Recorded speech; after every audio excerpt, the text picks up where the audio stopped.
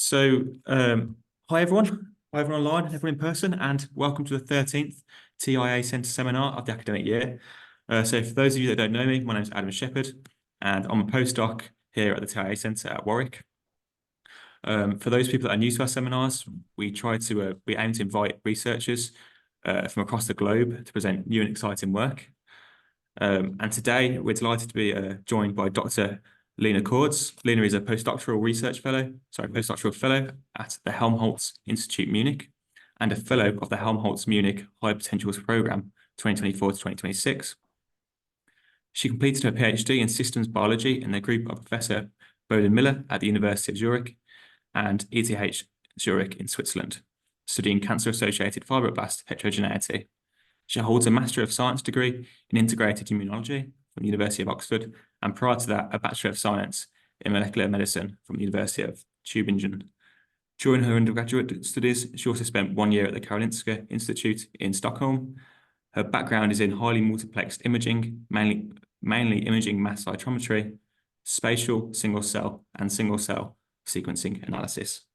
The title of Lena's talk is Cancer-Associated Fibroblast Phenotypes are Associated with Patient Outcome in Non-Small Cell Lung Cancer. So Lena, thank you very much for joining us today. And when you're ready to start, please feel free to go. Perfect. Yeah, thanks so much for the introduction, Adam. Let me quickly share my screen.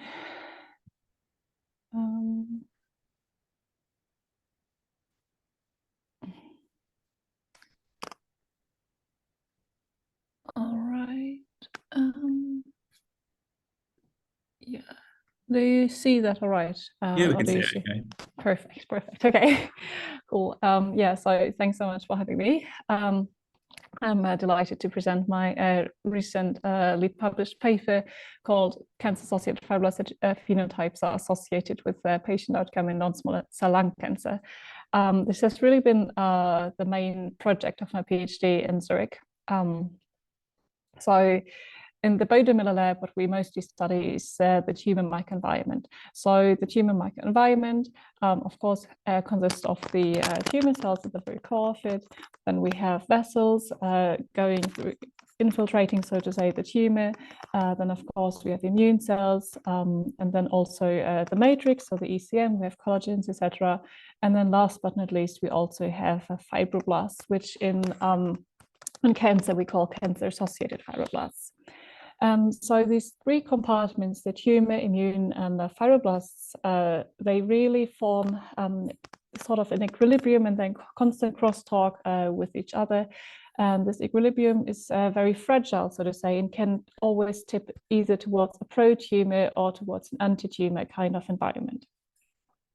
Now, in terms of treating patients with cancer, what we can do is we can target the tumor compartment with chemotherapy, radiotherapy, small molecule inhibitors. Nowadays, we can also target the immune compartment with immunotherapy, for example. But so far, what we cannot really target and also exploit therapeutically is the stromal compartment with the fibroblasts. So why is that important to study cancer-associated fibroblast heterogeneity? And also, why is it so difficult to study fibroblasts in cancer or in general? Well, this is because there's not the one marker to define fibroblasts. So for tumor cells, of course, we have epithelial cell markers. For immune cells, we have CD45 and other markers to really define every single cellular subtype. But for fibroblasts, we really lack the one marker. There are several markers that are associated also with activated fibroblasts and wound healing, but other than them being very elongated, we cannot distinguish them properly from other stromal cell types like mesenchymal stem cells, for example. However, we do know that CAFs are very heterogeneous, and about 8 to 10 years ago, there was the first paper that showed that there's at least 2 different fibroblast types, namely the myofibroblasts and the inflammatory CAFs in cancer.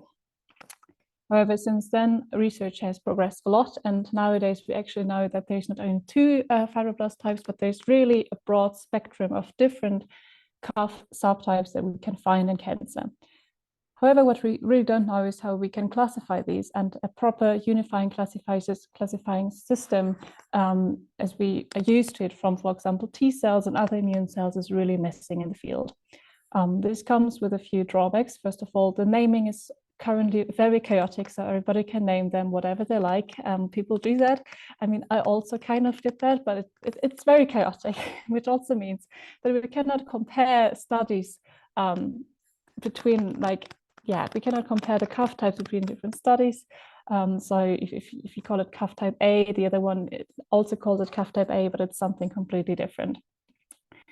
This also means that the functionality is very unclear, that we cannot really do targeted functional experiments of CAFs and to understand their mechanisms and how they shape the tumor microenvironment, which also means that the targets for therapy are very unclear. And people have tried in the past to exploit CAFs therapeutically. However, these studies have really not yielded the success that we think, or the potential that CAFs hold for therapy. So why is this important? Why should we really try and use CAFs therapeutically? Why do we need more therapies? Well, if you look at the cancer statistics, it's very discouraging, really. And we see that still of especially lung cancer and breast cancer, 20 to 15% of all patients still die every year. And lung and breast cancer are really the deadliest cancers worldwide, despite all of the novel treatments that we have nowadays. So this really led to the two key questions during my PhD. So the first was, can we actually define a classification system for CAFs for single cell analysis? And this is something that I did in breast cancer. And then I moved on and also tried and validate this classification system in other cancer types, such as colon, pancreas, head and neck, and lung cancer. And then in the second project, which is the main goal of this talk today, to present to you the work, if we can identify prognostic CAF types and potential targets for treatment, which is a study that I did in lung cancer. However, to answer the second question, the second part of this project, I first had to analyze if we can find a proper way of classifying CAFs. So what did I do to answer this question? We had a very nice data set of breast cancer patients, 14 breast cancer patients, single RNA-seq data in the lab that had about 16,000 stromal cells. And then I used this data set and classified and clustered CAFs, then validated these CAF types that I had found in public data sets and came up with a classification system. However, what was so great about this data was that we also had tissue blocks for this. So we could also combine single RNA-seq data with spatial proteomic imaging. Now, if you look at these 16,000 stromal cells, we see if we look at normal CAF markers that people often use, like fibroblast activated protein, protoplanin, or ACTA2, which encodes for SMA, we see that we have two kind of broad categories. And in total, I found 9 different CAF types. And I like to see them as a bit more structured fibroblasts on the left, and kind of more activated and active fibroblasts on the right. So do bear with me while I explain the different CAF types to you. So first of all, we have a kind of matrix associated fibroblast type I call them MCAFs for matrix. They really have lots of genes encoding for matrix production, also matrix remodeling. Then we have inflammatory CAFs, which are some CAF types is like often been described before in the literature. They really seem to be associated with immune cell infiltration. Then we have vascular CAFs, which are very similar to pericytes, but not as positive for the pericyte marker RDS5. Then we have a cluster called tumor-like CAFs, TCAFs. These seem to be really associated with energy production. And then we have a subgroup of these called heat shock positive tumor-like CAFs, which are very similar to these tumor-like CAFs, but also high for heat shock protein. So they seem to be in a very high state of stress. Then we have interferon-response CAFs, so they seem to be associated with chronic inflammation, so to say. We have a class of antigen-presenting CAFs, which has a type that has been first described in, I think, 2018 or 2019. Then reticular-like fibroblasts, they are very similar to the reticular fibroblastic cells found in lymph nodes. So they express high levels of CCL19 and CCL21. And then one last group of CAFs that are kind of dividing. And as you can see here, these ACTA2 SMA positive CAFs on the left here in this UMAP are mostly the vascular CAFs together with pericyte, antigen presenting CAFs, and also these reticular-like CAFs that really seem to provide overall structure to the different CAF types. Then I went on and validated these findings using 4 different publicly available single-cell RNA-seq data sets from colon, head and neck, lung cancer, and pancreatic ductal adenocarcinoma. And I could really see that I found the exact same CAF types with the same marker genes again in these data sets. So this really shows that CAF types seem to be conserved between different studies and different cancer types. Now, as you remember, we also had these FFPE blocks for 12 of the 14 patients that we could use for imaging. And the method developed by the Bode-Miller lab is imaging mass cytometry, which is a multiplexed imaging technique. So how does that work? It's very similar to IF or also IHC imaging. So we have an FFPE tumor section, a slice, and what we do is we stain it with metal-tagged antibodies. So the advantage of this is that we can use a mass spectrometer, and we come in with a laser, and pixel by pixel, we kind of shoot onto the tissue. So the laser has a diameter of 1 micrometer. So this is the pixel size, and then for each of these pixels, we get the readout for all over the 40 different antibody tags. So this means that we can really have a proper signal for these pixels, because if you think about IF, we always have this overlay with the spectrum. So for each pixel, we get a mass, we get all of the ions, and for then these we can then use to calculate back and generate these images. Each target then has a stack. And since we know which metal has been conjugated to which antibody, we can use that to segment the cells. So we would often use nuclei-based and then membrane-based segmentation channels, and then go on and extract all of the 40 different markers using this segmentation mask. And then we get a spectrum for each cell, and from that we can go in and do normal single-cell analysis. So this is really a great tool for analyzing spatial distribution at the single cell level. And in theory, it would be very straightforward if you look at any cell type other than fibroblasts. So here are a few images where you can see the tumor is these like big nuclei. And then here what is in yellow and mostly is Fab and SMA, and pink and in red. So these are fibroblasts. And as you can see with the resolution of 1 micrometer pixels, these are very thin cells, they're very elongated, and they're also very close together spatially.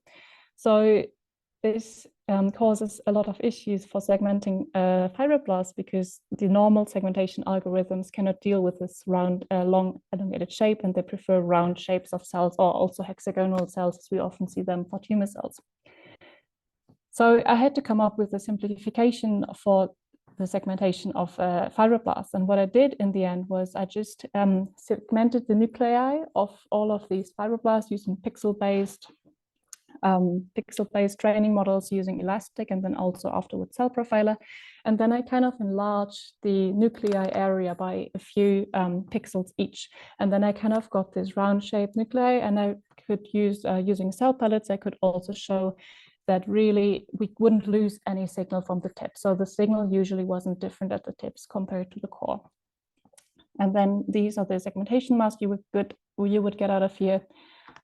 With this, you still have these hexagonal kind of shapes for the different tumor cells, but for the fibroblast here in the left image, you have all of these kind of round-shaped fibroblasts. Sorry, Lena, could you mind if I just ask a quick question? Yes, of course. So what did you say the resolution was of these images, and is it? So the resolution is 1 micrometer. That's the diameter of each pixel. Right, okay, thank you. Yeah. So these images that I'm showing here are rather large. They're like about 1 millimeter squares. Okay, thank you. Okay.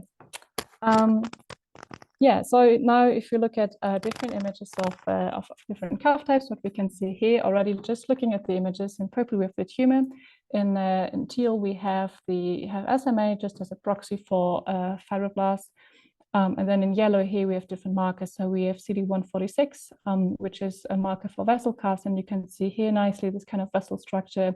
So these vessel calves seem to be around vessels, and we have inflammatory calves marked by CD34, which also seem to be very closely located next to the vessels. Then we have these hypoxic calves, which are very prevalent in hypoxic areas. We also have these interferon-response calves, which seem to really line the tumor very nicely.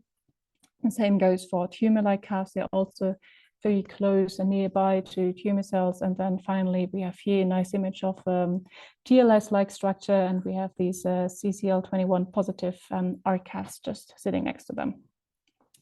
So by visually analyzing the images, but also by using algorithms like neighborhood analysis, where we look at the statistical distribution of all cells around a given cell type, I could summarize all of my different calf types into this nice cartoon here, where you again see what I just showed you, that the tumor calves and interferon response calves next to tumor cells, matrix calves throughout the stroma, and vessel and eye calves really next to vessels.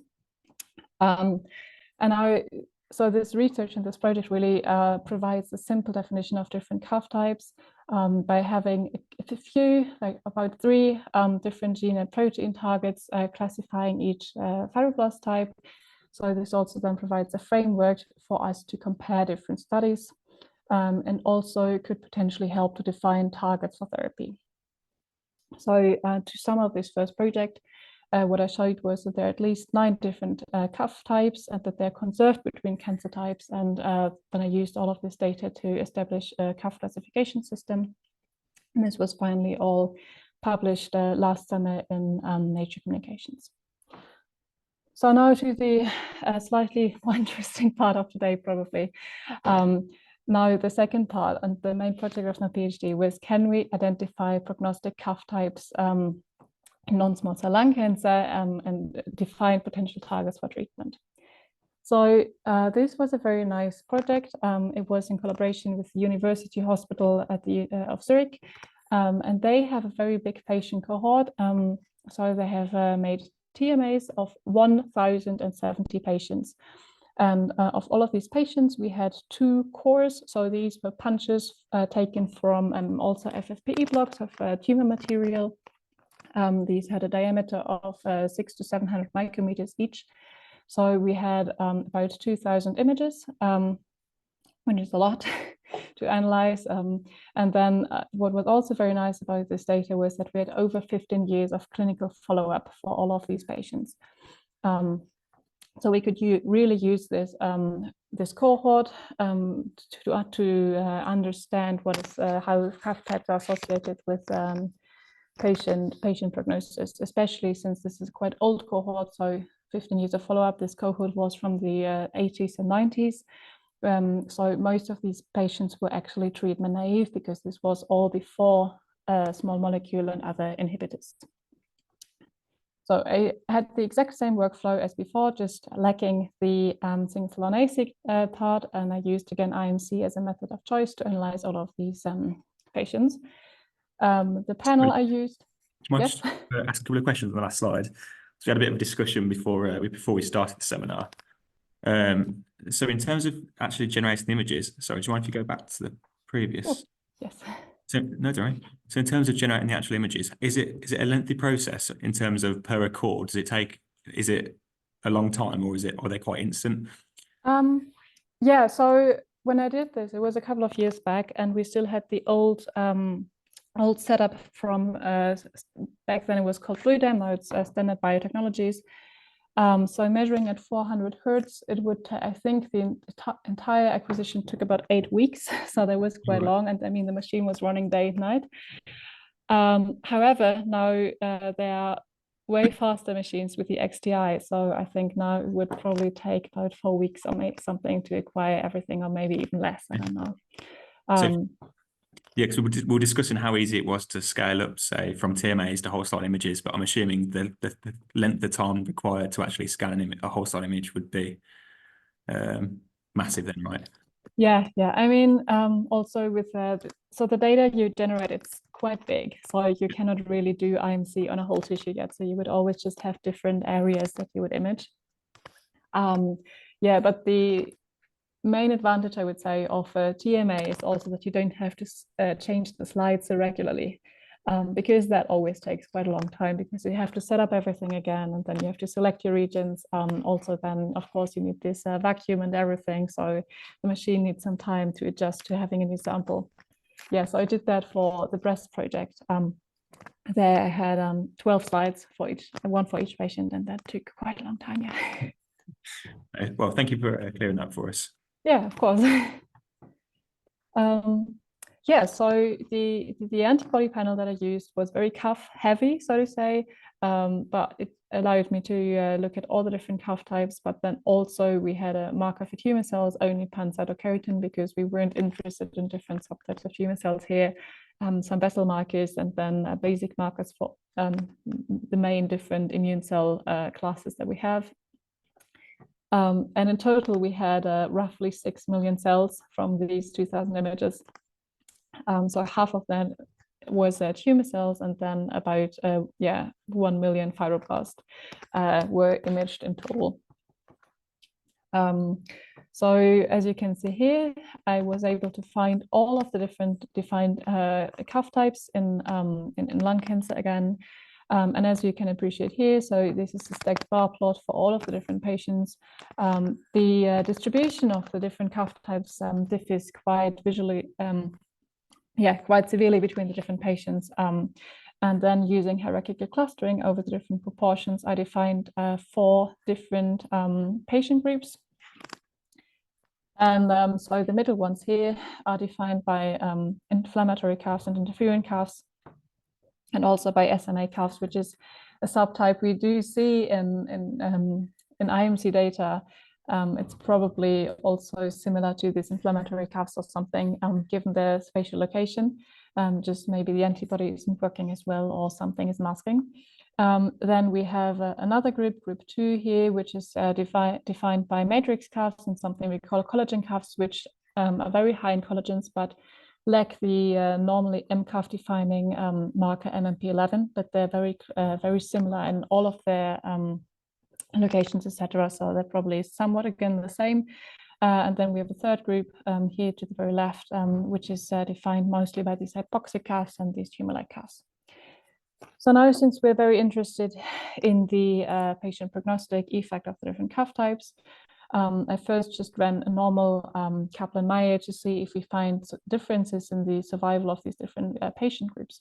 And what we can see here very clearly is that there are 2 arms, so to say. We have 2 good prognostic and 2 very poor prognostic patient groups. And the good prognostic groups here are group 1 and 4, which are the middle ones here, high in inflammatory cuffs and interferon-response cuffs, and the poor prognostic ones are the ones high in these tumor-like cuffs, and also in these matrix cuff high patients. So this is very interesting. So it kind of pinpoints to some different effects of these different cuff types already. However, yeah. No, can I ask a quick question? So, yes. to contain my excitement, very nice presentation so far. I really Thank enjoyed you. it. So, my name is Fayaz, and I just have a question on stating that it is calves that are causing this change in survival. I think there might be, whenever there are calves, there might be changes in other cell types as well, but we are not looking at those when we are doing this patient grouping, are we? Not yet, but I'm coming back to that in a couple of slides, really. Oh, okay. So yes, but overall the question is, this is a purely descriptive study, right? So we cannot say, are the cuffs the driver of this, or are they a biomarker of the state? So as I said on the introduction, everything is really connected. So yeah, we don't know what is driving what. So yeah, we cannot say functionally this is really what is causing this, but they at least associated with everything. I'm just curious if you had investigated any causal connections between different, for example, the interactions of different genes with these calves, or the effects of this on survival? You as in function experiments, for example, doing knockdowns or something. That's one way, or through observational studies, even like where you could do the sort of association analysis between different gene groups and the expression of different cell types and CAFs as well. So let's say if all of the other cell types are uniformly distributed across all of the 4 groups, then probably the causative agent is coming from CAFs, that we can say. But if not, then we should look more in depth. Mm-hmm. Yeah. So I was just curious if you've done anything like that. I think I'm coming to this later, but okay. Can we let's see if you let's see if you still have this exact question at the end of the talk, maybe. Okay, thank you. Okay, sorry. Yes, where was I? So we wanted to find out what the different effects, like what might be causing this like discrepancy between these different effects of the different associations with survival of the different patient groups. So the first thing that of course is important in non-small cell lung cancer, we have 2 main subtypes. We have adenocarcinoma and we have squamous cell carcinoma. And if you only compare these 2, which you know also usually have a different survival prognosis, we see that it's not quite equally distributed between the different patient groups. So we have mostly more adenocarcinomas in group 1, also especially high in group 3. So we were interested to see whether the subtype of the lung cancer already had an effect. So if you just compare the differential abundance of the different CAF types in adenocarcinoma and squamous cell carcinoma, we do see that there's a strong bias for especially hypoxic CAFs and matrix CAFs in squamous cell carcinoma, which makes sense since this tumor entity is very highly fibrotic. And we have way more tumor-like CAFs and inflammatory CAFs in adenocarcinoma. However, if we do run a Cox proportionate hazard model and correct for a tumor subtype, we do see that patient group 2 and 3, which are the worst prognostic patient groups, are still highly poorly prognostic when compared to group 4 and also group 1, which here served as a reference. So group 4 is not significant and different from group 1, but this really shows that this effect is not driven by the tumor subtypes of adeno and squamous cell carcinoma. So then if we do run another lasso regressed Cox proportionate hazard model, which really selects the best predictors for these different for patient prognosis, what we see here is that tumor CAFs, also hypoxic tumor CAFs, are selected as highly poor prognostic factors for patient survival, together with what we would expect to be poorly prognostic, especially metastasis and advanced stages. Now, if you look at the good prognostic factors, we see here we have the SMA CAFs and dividing CAFs high patients and also interferon CAFs high patients. And again, also we see that the absence of both lymph node and distant metastases together with low grade is selected in this lasso model. So this really shows that CAFs appear to be independent prognostic factors for patient prognosis. And also to answer the earlier question, we also ran this including all of the different immune cell subtypes, and still these CAF types were selected as independent prognostic factors. So they really seem to be independently prognostic. However, this still doesn't answer the question of why or how could this effect be reached. So as I said earlier, these patients were mostly treatment naive.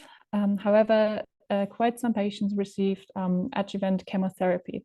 And now if you look at patients who received adjuvant chemotherapy and then compare who relapsed and who didn't relapse after surgery and adjuvant chemotherapy, we see that especially tumor-like CAFs, these TCAFs and hypoxic CAFs, are really significantly enriched in patients who relapsed, while patients who had a high amount of interferon-response CAFs did not present with relapse afterwards. This is also in line with a paper from, I think, 2019 that showed that CD10 positive stromal cells in lung cancer are associated with chemoresistance. And CD10 is also a marker for these TCAFs. So this really shows that TCAFs are most likely a driver of chemoresistance. And if you remember from earlier, TCAFs are also directly sitting next to tumor cells, so there really appears to be a crosstalk. And this also could mean that this might be a good starting point for investigating novel treatments. Then if we look at metastasis, here we're looking at lymph node metastasis, the absence towards the left and the presence of lymph node metastases to the right. We see again that also tumor-like CAFs and hypoxic CAFs and hypoxic tumor-like CAFs are really significantly enriched in patients who present with lymph node metastases at the time point of diagnosis. And again, these inflammatory CAFs are really associated with the absence of lymph node metastases. And I'm not showing this here, but it's also in the paper where you can see that tumor-like CAFs are also associated with the presence of distant metastases. So this really explains why this one patient group that was very, very high in tumor-like CAFs and hypoxic CAFs was associated with very poor patient prognosis. And it also suggests that these inflammatory and interferon CAFs are associated with good prognosis because they do not correlate with relapse and metastases.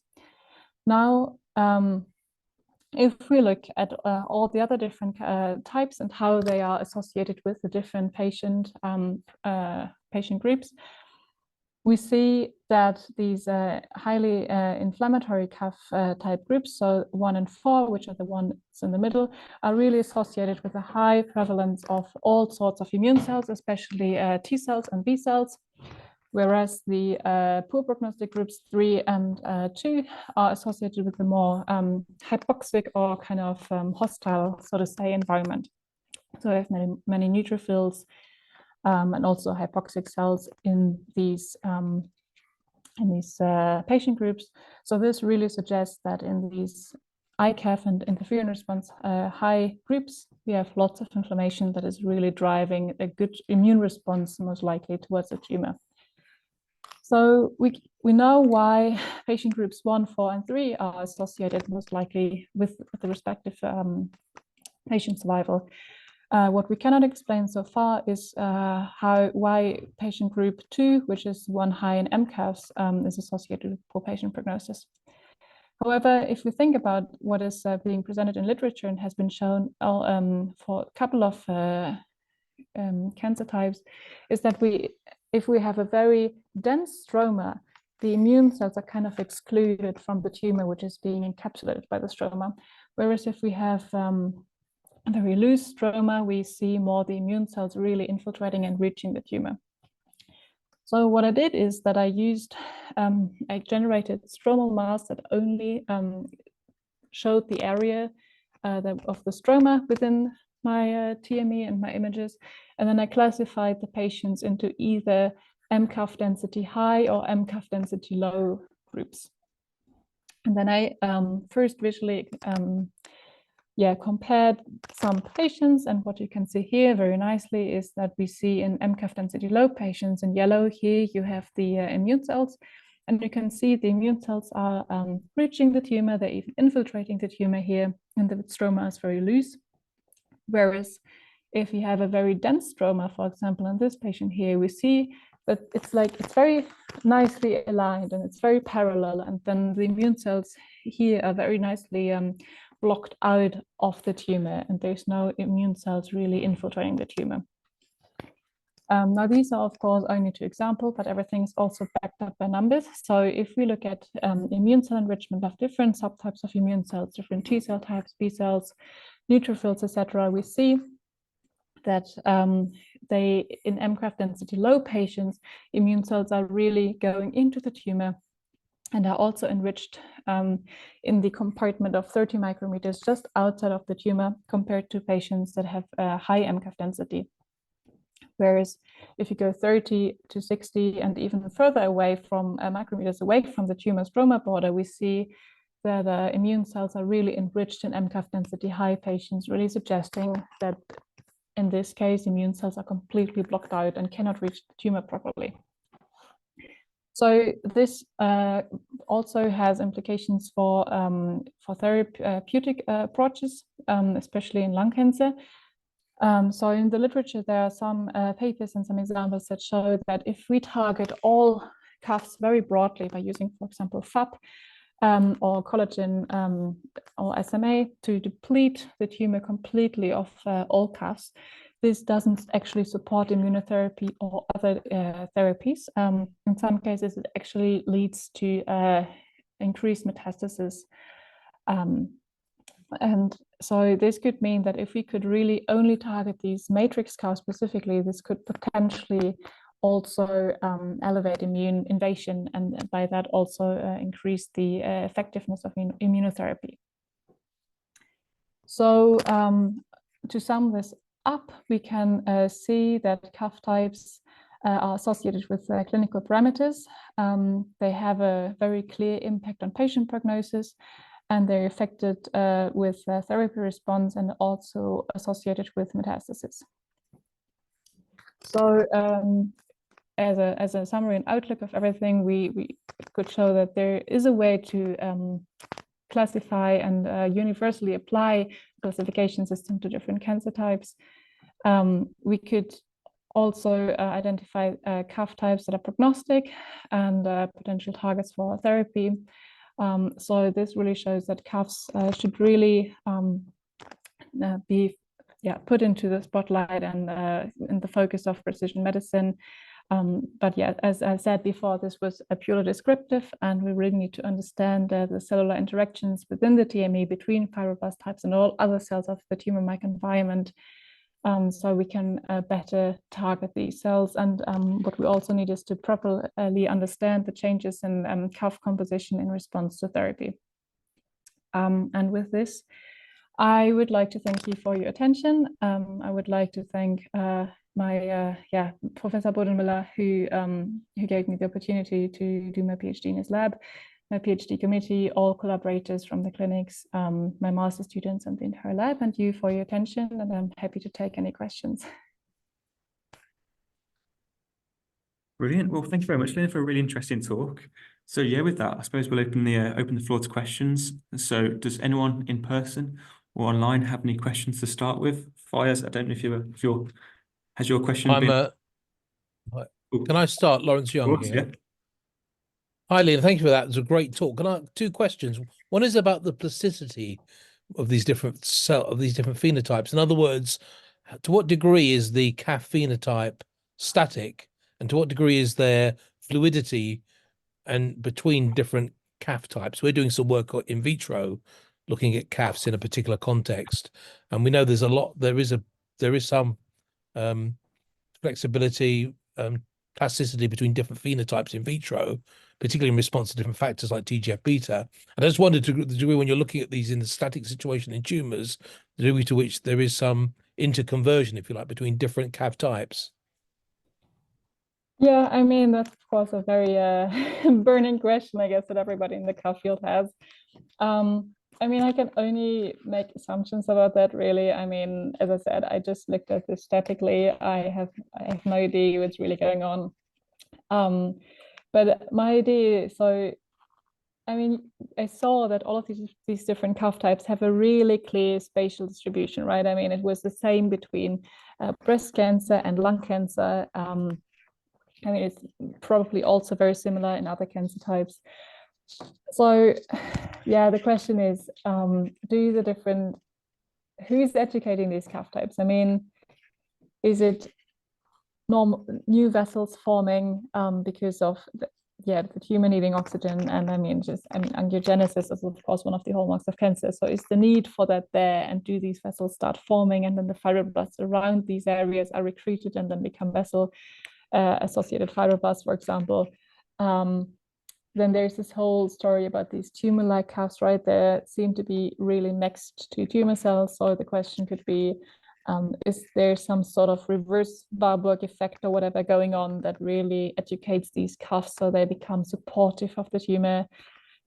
And then interferon response cuffs, like, so the question for me was always, where is this interferon coming from? Is it coming from the infiltrating immune cells?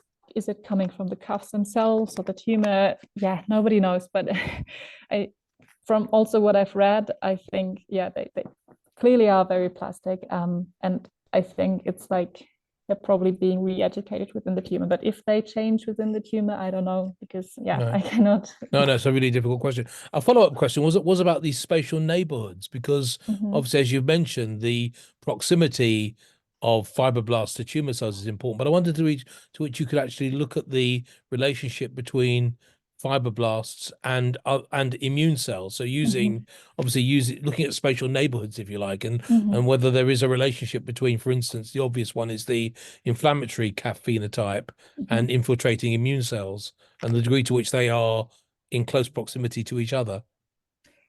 Yeah, so I did not put the neighborhood heat maps into this talk because they're usually so confusing that it's very hard for anyone to understand them properly in a very limited amount of time. But we do see that there is some spatial neighborhoods, and especially interferon cuffs. And I must admit, it's been some time since I looked at this, and I just moved to this postdoc position, and everything is being overruled by starting this new project currently. But there definitely are some associations with different immune cells. But yeah, I mean, I just had very broad categories of different immune cells, right? So yeah, I think it would be more informative if we really looked at individual T cell subtypes, for example, or myeloid subtypes, and to see which of them are where. But we do see these spatial neighborhoods. So these heat maps are definitely in the two papers. So if you're very interested, you can dig your way through the heat maps there. Okay, well, that's great. Thank you very much. You're welcome.